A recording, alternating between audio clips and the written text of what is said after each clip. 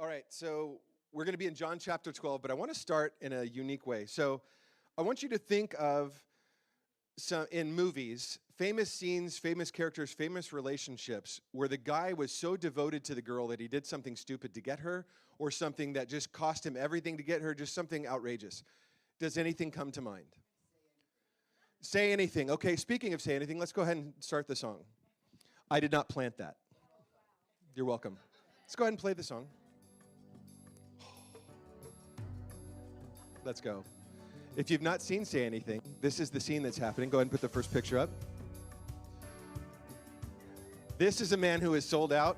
This is John Cusack, and his girlfriend, or he wants to be his girlfriend, is up in the bedroom, and he goes and he holds a boombox playing this wonderful song outside, and he is shameless, just holding up the boombox, not caring about the world.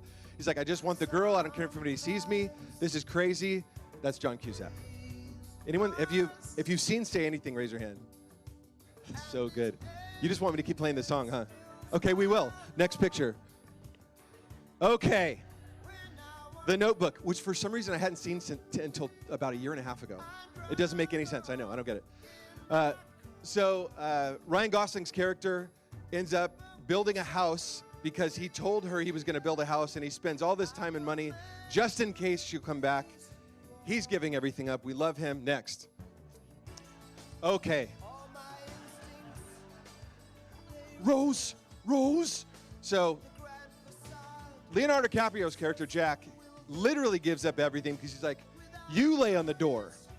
She lays on the door. He dies. He gives up his whole life. He's really giving up everything, and they've only known each other for like 7 hours. Mythbusters said that she would have survived on the door, just so you know. Next picture. Okay. Who's seen 10 Things I Hate About You? That's a big one. Okay, there you go. This is Heath Ledger's character acting like a fool in front of his high school. He starts singing a song to his girl. He's giving it up. He doesn't care. This is just it, right? You love that. Next and last. Say it. Say it. His whole life was literally as you wish. Not as I wish, but as you wish. Do you guys see where we're going today? So, we can cut the music even though we love it.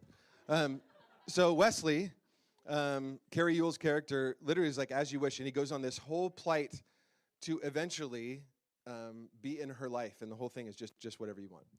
We're having fun. We're messing around. But in a very serious way, we respect that kind of devotion. We just do. Like, you look at it, and we're attracted to that story because we're like, dang, I either want to be that or I want to receive that. Period. Like, and you could reverse it, guy, girl, whatever you want to do, but you go, I know for me, I'm like, I want to be that kind of guy. Or I want someone to feel like that to me.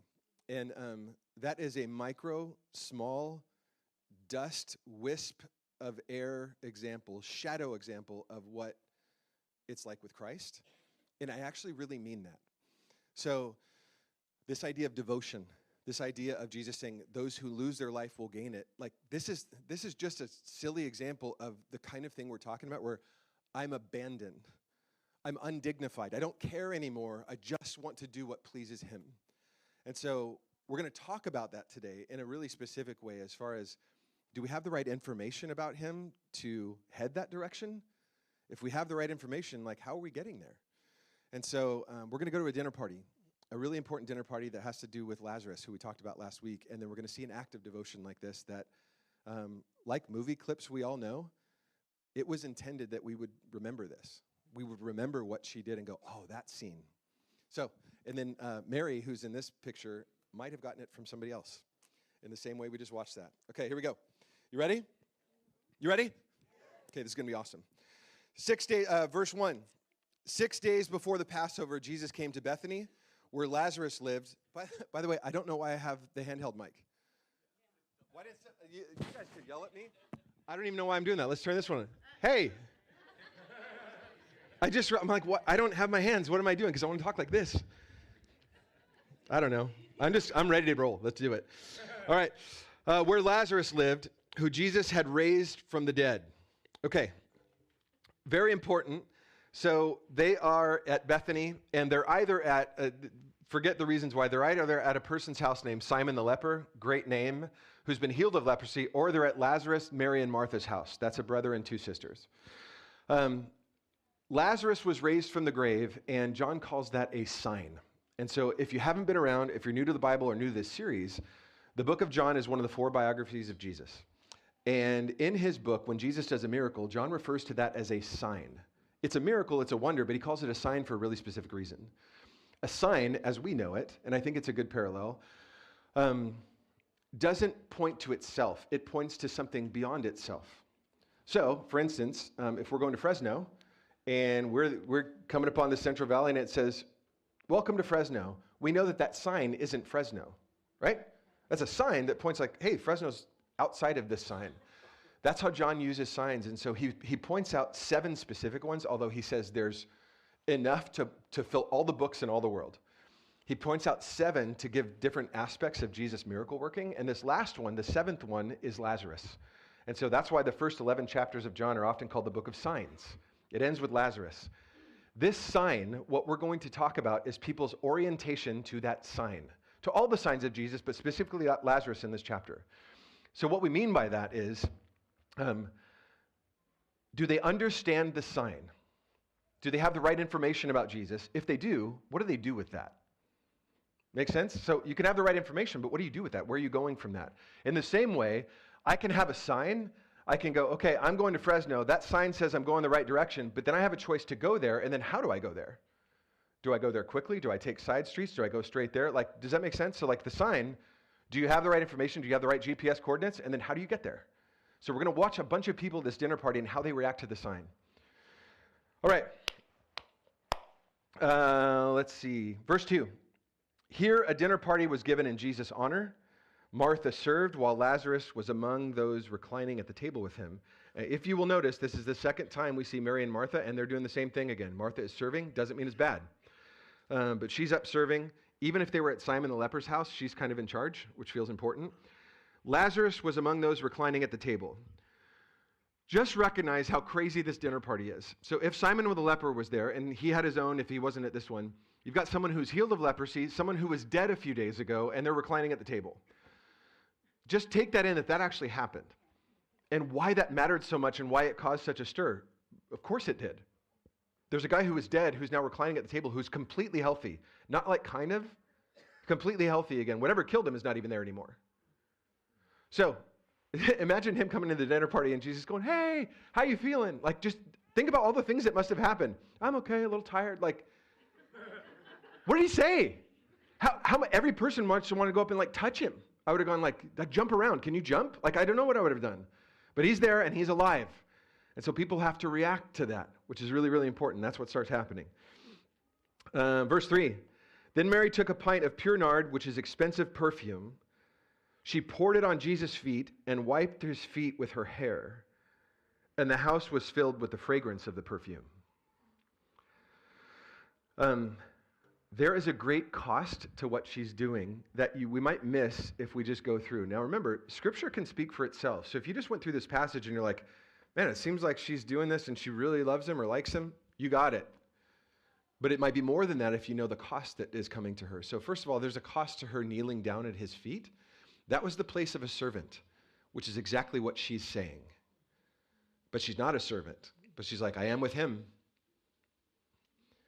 She kneels down, there's a cost. The second thing is she's kneeling down and taking attention in the room.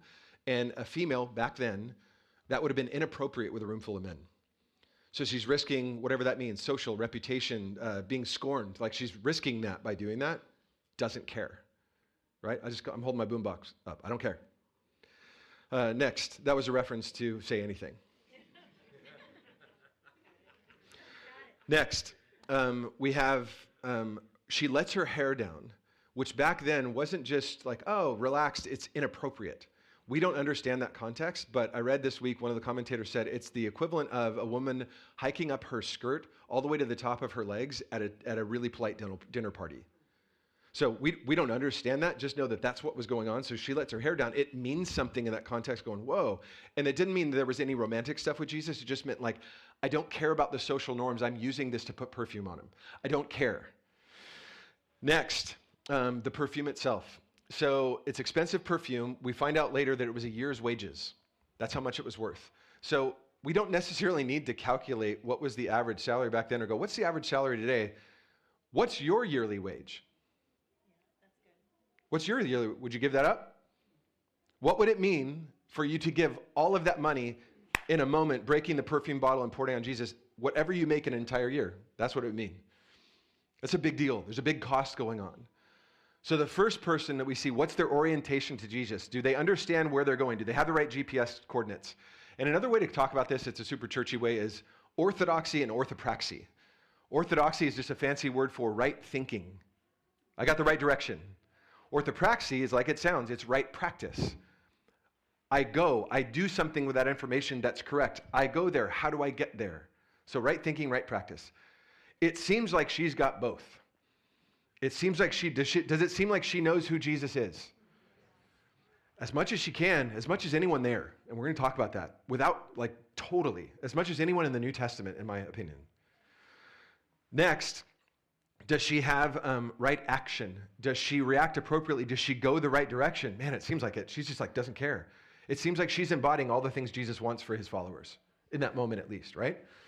I thought about a driving example that might sound, that feels like it goes with this, and here's what I mean. It's an actual driving example that I thought this morning because I felt that way when I was driving. I felt devoted. I felt like I don't care, like that when I was driving. And so many of you know that just over a year and a half ago, my mom passed away.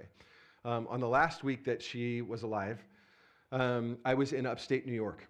And I was visiting Grant, our son, and so I was, because there's 2 flights and transitions, all that, it was about a 16-hour travel day to Fresno. Maybe even longer than that, because he had to go through LAX and all that. So we get a call, and my sister goes, you got to come home. This might be it. And so I leave, and I'm on my way to the 16 hours and hustling, trying to figure all this stuff out. There was way more going on than you can possibly imagine because I lost my backpack on a New York bus. So I had no ID, I had no money, I had no anything. They let me on the plane because I didn't care. Get to LAX, Brian Hill meets me there at LAX with his car and food because I can't get a car because I don't have my driver's license anymore. He's like, we literally on the side of the road, I'm like, I love you, bro, I love you, go, go, go, go, go, go, go. Like that at the airport because I don't know if she's gonna die. I'm eating bars, I'm like, I better not have to go to the restroom, and I am going so fast. Like so fast. And I felt safe, but so fast. I finally get to Fresno after about 16 or 17 hours, and I got to have an hour with my mom. Yeah. Praise Jesus. It was awesome. I had the right information. I have to get to Fresno. I have to. I don't care what I have to do to get there. I am getting there. And I did. I want to live that way for Jesus. I'm trying. I don't get it right most days of the week, but that's what he's asking of us, going, are you willing to give everything for me?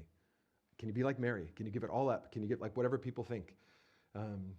So let's see what happens after. Let's see how everybody reacts to her as well. Verse 4, but one of his disciples, Judas Iscariot, who was later to betray him, objected. Why wasn't this perfume sold and the money given to the poor? It was worth a year's wages. Now, John gives us extra insight because John was writing this after the fact, looking back, going, here's what was actually going on. He didn't say this because he cared about the poor, but because he was a thief. As a keeper of the money bag, he used to help himself to what was put into it. So Judas, he had right information about Jesus. He knew the coordinates going, I'm going there, but he just didn't go. Right? So he saw the sign, and he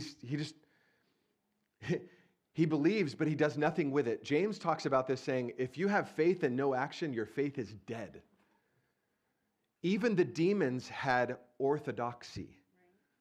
The demons had right thinking about Jesus, but they did nothing about it. So you can have all the right information and go, I know who he is, I know he raised from the grave and stuff, but and you won't get there. You won't get there, and it'll be a struggle because you'll be trying to find, well, where am I supposed to go then for the rest of your life? And you guys, if you're new to church, I only know that because I tried to do it for a long time. I wish I didn't have that story, but I'm really thankful that I do in moments like this because I know what it's like to not have a navigation point and trying to figure out where should I go on the way to somewhere. It's not good. Verse 7, here's Jesus' response. Leave her alone. Leave her alone. And I had a sense, I was like, if I got stopped by a cop on my way home to Fresno, and Jesus came up to the cop, I think in love he would have gone, leave him alone. Let him go. I really do. Let him go. Now, Chad, chill out, but let him go. But it's the same thing with Mary. He's like, no. She's getting this. She's getting this. Leave her alone. This is not a math equation. This isn't about accounting. We're going to do that later. Leave her alone. Look at what she's doing. Should everyone do this every day? I'm not talking about that. Right now, look at what she decided to do. Leave her alone. That's his point. And then he says, it was intended that she should save this perfume for the day of my burial. You will always have the poor among you, but you won't always have me. He's like, seize the moment. In the same way, he goes, you might be dead tomorrow.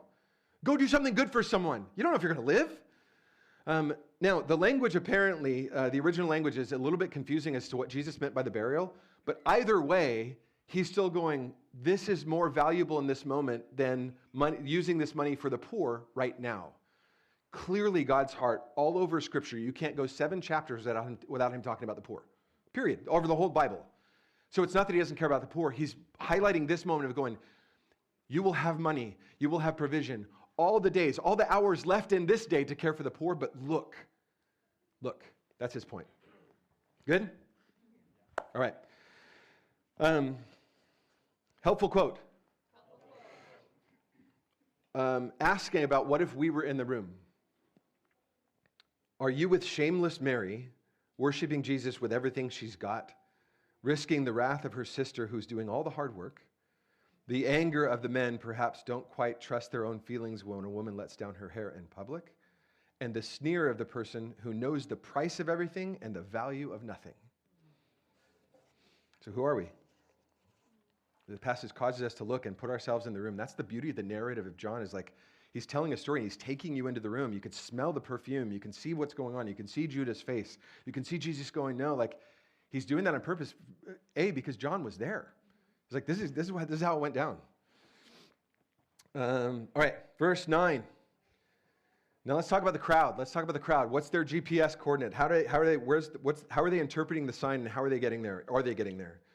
Meanwhile, a large crowd of Jews found out that Jesus was there, and so they came, not only because of him, but also to see Lazarus.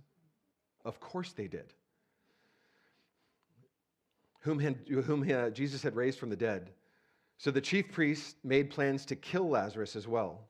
For on account of him, many of the Jews were going over to Jesus and believing in him. So part of that crowd are the religious leaders. They want to kill the miracle because it doesn't belong in their narrative. We do that. Self-fulfilling prophecy, self-fulfilling life. I don't believe, so anything is like that, I'm just going to make a reason why that's not true. Maybe we do that. Maybe you do that. I know that I do that sometimes. So for him, for the religious leaders, they're trying to get rid of the miracle. If we get rid of Lazarus, this won't continue. So their GPS coordinates, like they don't have right thinking, they don't have right action. Both are wrong. They have no chance of getting there because they don't believe who Jesus is. It's just unbelief. So they're like, anything that's causing people to believe we have to get rid of that, it's a threat to us. Think about a time in your life, yesterday, last week, when you were 10. Think about a sign in your own life. Like a part where you're like, I can't prove it, but this was undeniably God moving in my life. Undeniably something other was happening to me or around me or causing something in my life. Like, think about that. The last thing that the enemy would want you to do is tell everybody. The last thing the enemy wants you to do is tell your testimony to other people, because that's the ultimate miracle. A human choosing to live for something they cannot see. That's where you go, like, what are you doing? Why are you living this way? Why are you so abandoned with your perfume? You can't even see him. Yeah, but Jesus said, blessed are those who don't believe, who don't see and believe anyway. That's my life. I'm going after him. Isn't it so attractive to see someone go all in? I know we're talking about the boyfriend-girlfriend thing, but what about, like, even on Shark Tank? I was just thinking about that. Even on Shark Tank, like, they're like, do you have a job? No, I left my job. I'm doing all this stuff. Like, yeah, Mark Cuban's like, yeah, that's the way to do it. Like, because they're like, oh, you gave up everything. The church is supposed to be a group that gives up everything, and people are like, whoa. Like, what? Like, I don't know if I'm going to join you, but I believe you believe it because you guys are crazy. The book of Revelation says, just be hot or be cold. Don't be lukewarm. Nobody cares about lukewarm. care a lot or don't care at all, but just go, I'm not sure. Jesus didn't leave that as an option. He didn't. Like, if you truly examine the evidence, like, either believe it or don't, but don't go, I think he was a good guy. Well, he didn't. That's not what the Bible says. Be hot or be cold. Make a decision. And once you make the decision, like, I'm in, live the appropriate life. A friend of mine used to say, live in a way that makes sense. Like, I'm a Christian, so read the Bible, follow it, do the thing. That's what Jesus is looking for. And he has so much grace along the way because we're going to stumble a bunch. You know, we talk about that all the time. Okay, next. Verse 12. The next day, the great crowd that had come for the festival, so there's a festival going on, heard that Jesus was on his way to Jerusalem. They took palm branches and went out to meet him, shouting, Hosanna! Blessed is he who comes in the name of the Lord. Blessed is the King of Israel. Jesus found a young donkey and he sat on it, as it is written in the Old Testament, don't be afraid, daughter Zion, who's Israel. See, your king is coming, seated on a donkey's colt. So Jesus is fulfilling prophecy that he is the king that is to come. So here's something that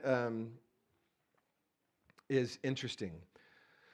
The crowd has incomplete information. So their GPS coordinate, where they think Jesus is going, what they think the sign points to, they have incomplete and inaccurate information about him. So their actions are wonky. And here's what I mean. They're waving palm branches and they're shouting Hosanna, which is what we as a Christian church do on which day? We call it Palm Sunday, and rightfully so. This is his entry. This is his last week of his life. The king is coming in, palm branches. Okay, what they meant by the palm branches and by Hosanna is something different than what we mean. So they didn't get it. And here's how we know. So Jesus was ministering in, we don't know exactly for sure, 30 to 33 AD, somewhere in there. So if we go back 190 years, so the 160-ish is BC, 190 years back, Israel was still under the oppression of Hellenization for them. And Hellenization was Greekizing. So Alexander the Great went through everywhere and he Hellenized, and that just meant he put Greek culture everywhere. Everything should be Greek culture, that's Hellenization. So the king at the time, so in the 160s BC, King Antiochus was Greekizing, was Hellenizing, and part of what he was doing was taking away the Jewish culture and pushing in the Greek culture. So things that were so important to them, like circumcision, he's like, can't do that anymore. This was their identity. Worship in the temple. Nope, you cannot offer sacrifices anymore. This was their way to forgiveness. So the tensions rise and rise and rise and rise. He's like, you can't do that anymore. In 164 BC, he did something that was called the abomination that causes desolation. And he sacrificed a pig to Zeus on God's altar in the temple. For the Jewish people, we could go into how they lost their minds. And so there's a revolution. That revolution was led by Judah Maccabee. And he was called the Hammer. He was a priest, but he was also a great warrior. And so they overthrew the powers that be, and then they had a rededication ceremony. And so, again, around 164 BC, they have a rededication ceremony because they're going to rededicate the temple, start it again. We're going to be Jewish. We're our own nation. And he rides in the parade, and guess what they're doing? They're waving palm branches. And they're yelling, Hosanna, which means God save. God save. God save. So he rides in. They start the worship in the temple again, and so they light the menorah, and they only had oil for one night, but the legend has it that the oil went for 8 straight nights, which created the memory of Hanukkah. Hanukkah means dedication. So it's this festival of dedication, the rededication of the temple. That's what it means. So that is obviously still celebrated, still remembered because it was such a big deal. It was such a big deal back then because this was independence. It's we're the nation, the whole thing, that there were coins in Jesus' day that would have still had the palm branches on it commemorating that day. So when Jesus rides in, Hosanna, God save, what are they thinking? He's going to defeat Rome and we're going to be in charge again. That's not bad, it's just not complete. Jesus was doing something bigger. He would have gone, oh my gosh, put your palm branches away. Like, I'm defeating Satan. I'm defeating sin. Like, I'm bringing true freedom, not just freedom from a nation. Like, this is short-sighted. I'm bigger than this. There's more than this. And he had to do that. And some people walked away because he disappointed them because he didn't overthrow Rome. Could he have? Oh my gosh, he has legions of angels. Of course he could have. We have that same version where we have incomplete or misguided information that leads to misguided actions. Do we have something called nationalism in our world? Yes.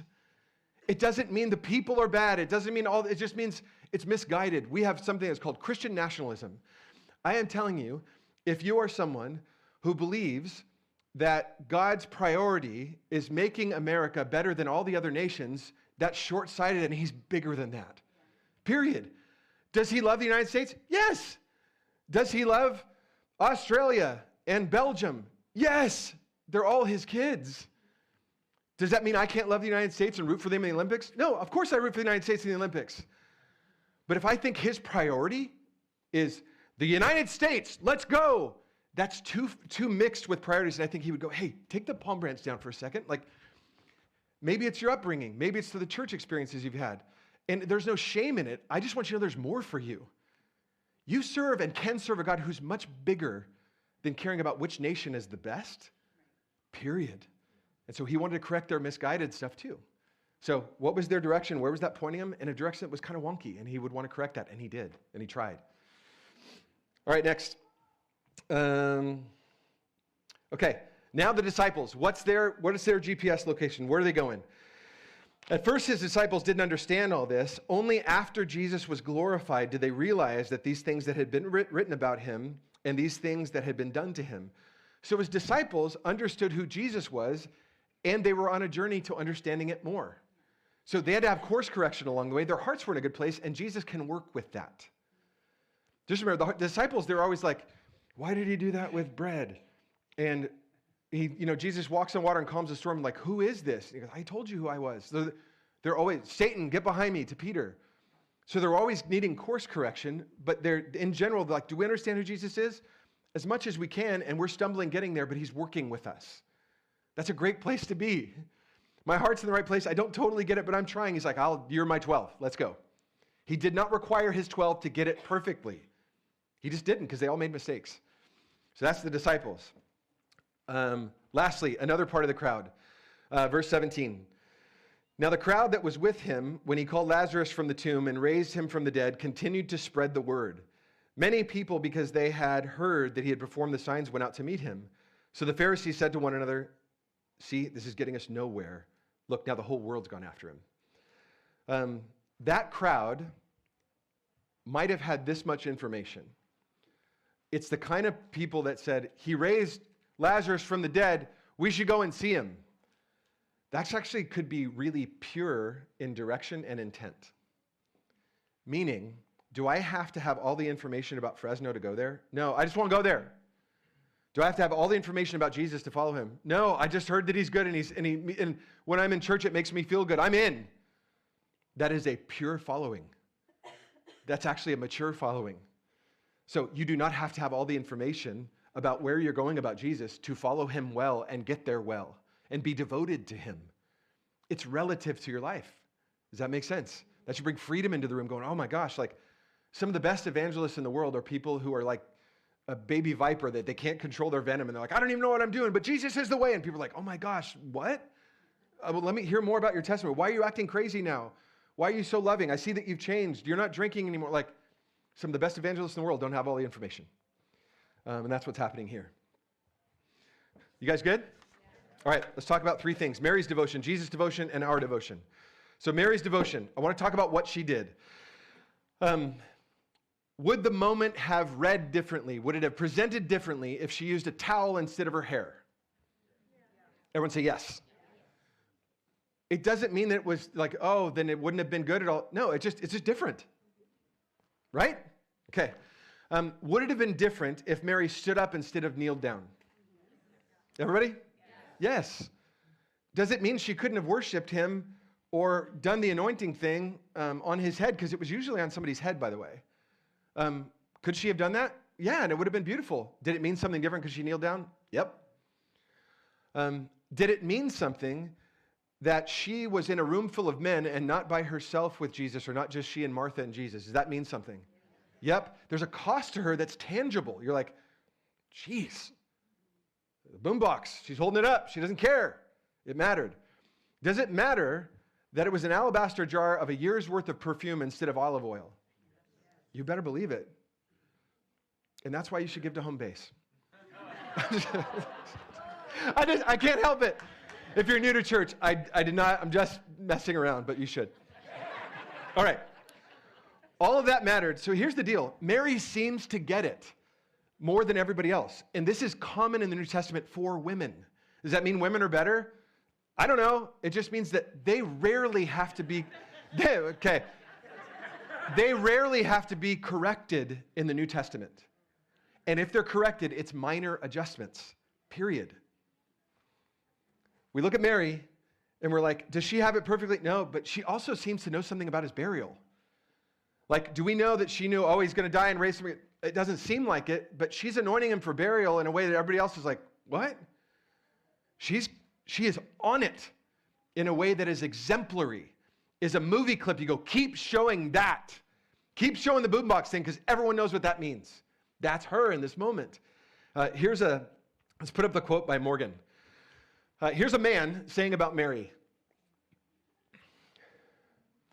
I would rather be a successor to Mary of Bethany than to the whole crowd of the apostles. Doesn't mean she's better. He's like, well, if I'm going to follow an example, it's that one. And so that's what we want to do. Why is she so devoted to Jesus? And can you imagine how her devotion increased once he raised from the grave? She's that devoted now, and then she's like, I was right. Like, she didn't know. I was right, and I didn't even know I was going to be right about it. I didn't know that could be right about that. Look at what he's done. He's God on earth. He conquered death.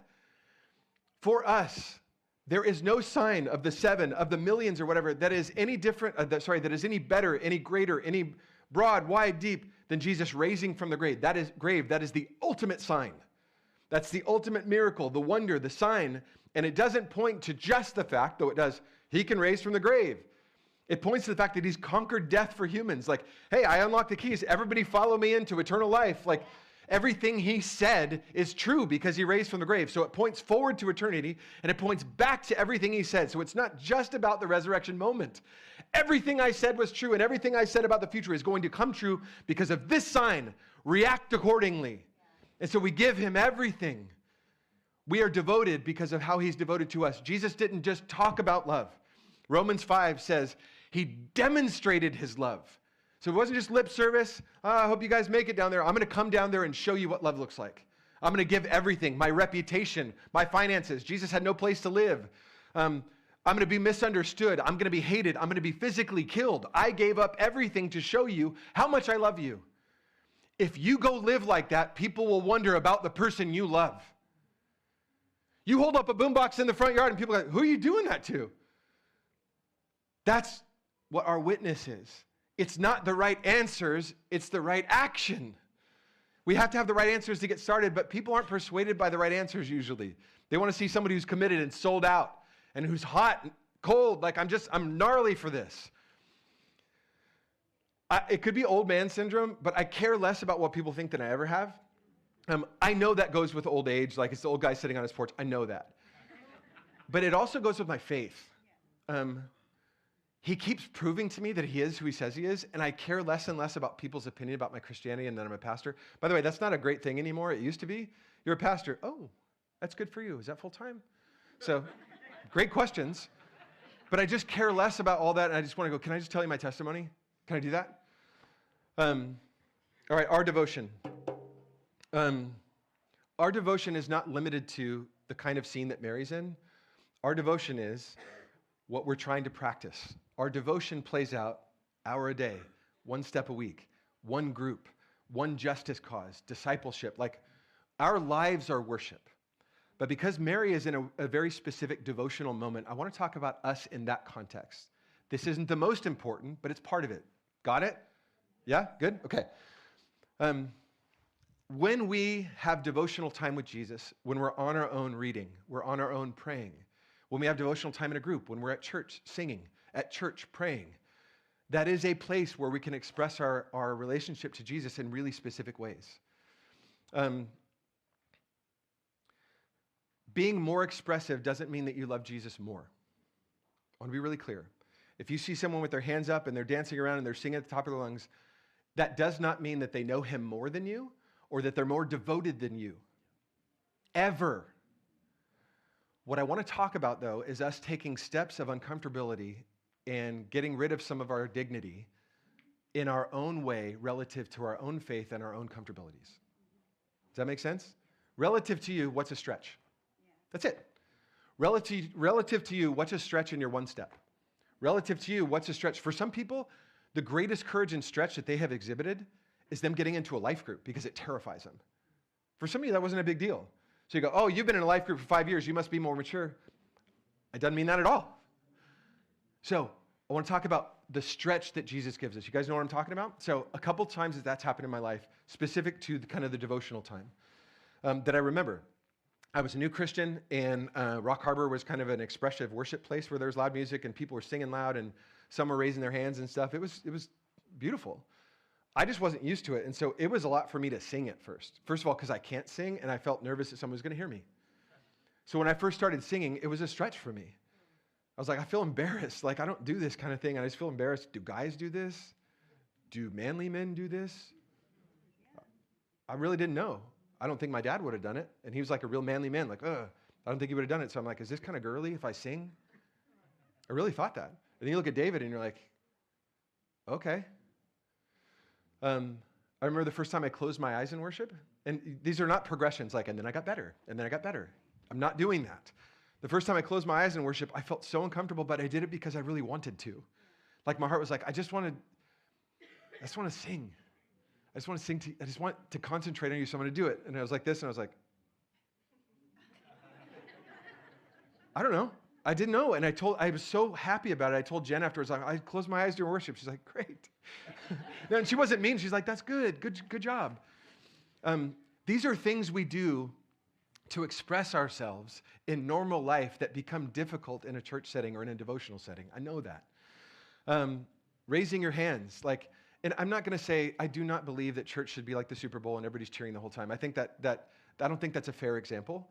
But I do know, if you're wondering, why do people raise their hands? Because, yes, he's awesome. That's why. Yeah. That's it. I'm not trying to touch anything. It's just like, woo! I love him. I need him. What does a child do when they need their father? That's why we raise our hands. It's nothing magical. Why do I close my eyes? Because I'm super ADHD and I get super distracted, so I just close my eyes. There's nothing magical about it. Why do I sing? Because I want to sing the words instead of Adriana. And what I mean by that is I don't want her singing for me. That's my God. That's my God. I can sing to him. He doesn't care what my voice sounds like. And we turn the music up loud enough, just so you know why we have it loud, so you can't hear yourself. I mean that. That's why we do that. So you don't have to worry like I did when I was first getting started. I don't want anyone to hear me. I just want to sing to him. I love you. I'm going to sing praises. I want to sing your name out loud, and I don't want to be judged for it, so I don't want anyone to hear me. Adriana sings, that's great, but she's not my mouthpiece. Me. And sometimes you kneel, and does it mean you're more holy? It just means I'm just broken today, or I'm just overwhelmed by him today, so I'm going to kneel. Can this be that kind of place? Not so people come and go, oh my gosh, this church is full of the Spirit. We're full of the Spirit if we have love, joy, peace, patience, kindness, goodness, gentleness, and self-control. This is us just loving our God in freedom so other people can feel free to do it how you want it. If you sit there today and do nothing, this is not a place where you're going to be judged. But what I don't mean, if you're just worshiping in your heart in a new way today and that's a stretch for you, do that. But I encourage you to take a step. Take a step in this expression, in this devotion, and it feels so good. It just feels good. I remember another time I was, and band, you guys come up, and Adriana sing. I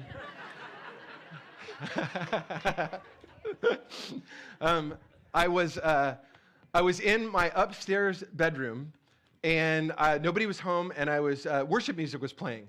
And I never get this sense, and I was like, I feel like I want to dance. And I felt awkward in front of God. I felt so awkward, and I just started dancing and raising my hands and jumping around. I'm like, I don't even know if I'm doing this right. How am I supposed? Do I dance like I'm at a club? Literally I'm going, what move should I do? I don't know. But I felt free. I was like, I'm going to take a step right now because I love you. And for some reason, I'm feeling like I want to jump around because I'm happy. I'm happy about you. I'm so happy about you. I want to move around and jump. Last one, because I don't sing. And I'm only giving these examples because I try to practice what I preach. I try. I was in an elder meeting. This is now a long time ago. I was in an elder meeting. There was 8 of us on a retreat. We are in a time of prayer. And what came to my mind was a certain song in the chorus. And I was just kind of singing in my head. And God goes, well, you should do that out loud. And you guys have, so whatever your greatest fear is, literally, public speaking, flying, spiders, singing in front of people is towards the top. And I'm like, are you kidding me? This is a bunch of men, manly men. And he's like, okay. And I felt like he was like, it's up to you. And so I just started singing the chorus. And it was super awkward because our worship leader is in the room. And then he starts singing with me. And then we all just start singing. We sang the chorus like 2 times, and then it was awkward. And afterwards he goes, hey, you're singing today, huh? I was like, yeah. But I felt good because I'm like, I don't know what that meant, but I know that I did that for you. I did that for you, and I love you. And so I'll do whatever you tell me to do. And I want to keep growing in that. I want to be more and more like Mary the longer I follow Jesus, where I'm like, I will give up anything for him. I will go as fast as I can to get there. And so I want us to be like that as a group because I need to see you do it. I need to be sharpened by you guys. This is a team effort, man. This is a team effort. So this isn't a pressure cooker. This isn't our day to like really get after it, but like I encourage you to like put some of this into practice as we worship. So Lord, we love you. We give this time to you. You are worthy. You are so worthy of all of our worship, and we love you. In Jesus' name.